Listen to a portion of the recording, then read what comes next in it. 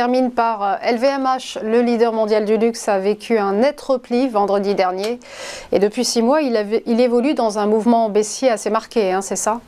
Oui, tout à fait. C'est pour ça que je voulais mettre en valeur, parce que c'est vraiment un titre symbolique du CAC 40. Il a porté l'indice français pendant de longs mois, et puis depuis l'été, c'est un petit peu plus compliqué. Depuis le fait de ne pas avoir réussi à marquer un nouveau plus haut au-delà des 900, eh bien LVMH suit une logique très marquée de creux et de sommets descendants assez réguliers.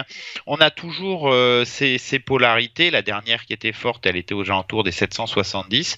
Le titre ouvre des gaps baissiers, les comble à peine et repart à la baisse. Et c'est peut-être ce qui s'est passé en fin de semaine dernière. On avait ce gap baissier début octobre. On est venu définir un sommet à 718 et puis réaction baissière.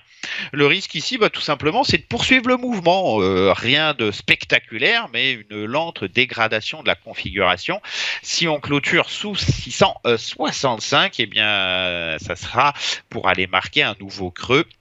On a des supports à 614,50, 586 à venir.